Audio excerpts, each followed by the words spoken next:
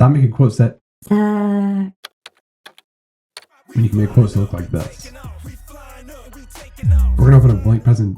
Oh, sorry, don't know how that got there. We're gonna remove those and open up a blank presentation. And the first thing we need to do is bring in a picture. And I thought, with the Olympics going on, who better than Katie Ledecky? So we'll throw a picture of her on that we got from the internet, make it fill the whole slide, and then we're gonna throw in a rectangle that we'll put some text on top of. And she famously said, you have to want it more. You want to win, you want to be an Olympian, you gotta want it more than the other people. We're gonna update that font to be a little bit more blocky.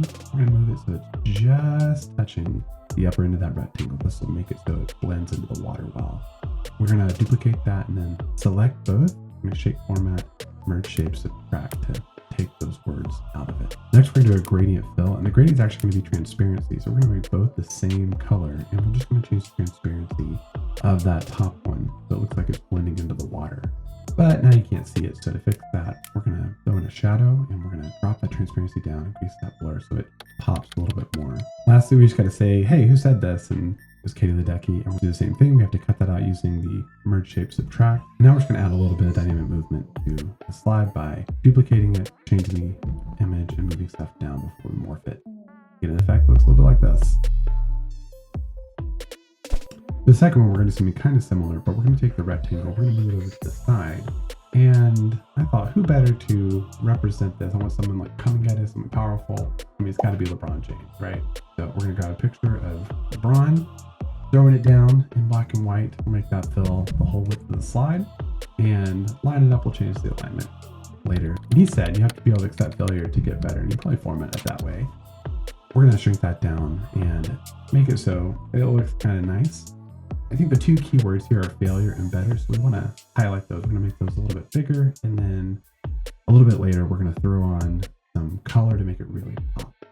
We want to give attribution again, so King James obviously said this, and we're going to select all those. We're going to merge those using union, and then we're going to cut the whole thing out of that rectangle the same way we did before.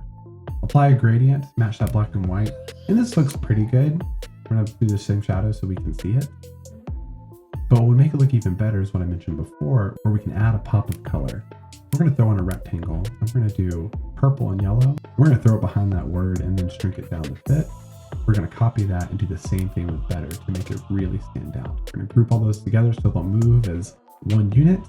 And then same principle, we're going to move some stuff off, and I want them to be able to coming towards the basket and the quote coming out to get something like this. So for this third idea, I thought, who better than the one and only Simone Biles? We'll grab a black and white picture of her. She's back for the Paris Olympics, which is awesome. And for this effect, we want our text to really go behind her and almost in front of her. And you'll see what I mean. But in order to get it behind her, we're going to have to create a cutout of Simone. So we're going to go and duplicate that.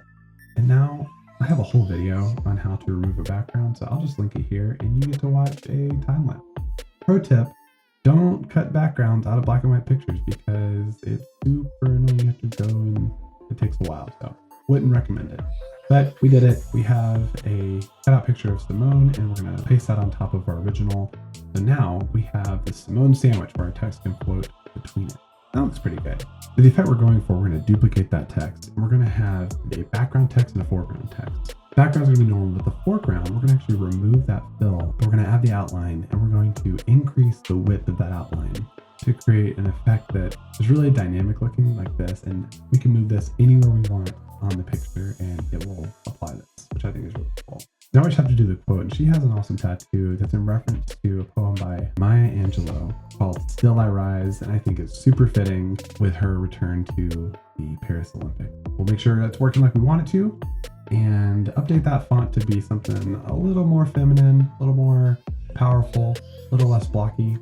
And here's one I found online. If you're interested in the font, just drop a comment that you want to see the font, and I will happily provide it. One final touch, she mentioned in an interview that the color that makes her feel really powerful is the color red. I think that would pop really nicely. So we're gonna add a red gradient to both the background and the foreground text and get that into place. Get that size to be kind of like we want it, and then just place it on our picture. We're gonna copy that formatting and apply it to the other words. Line those all up to get them in place.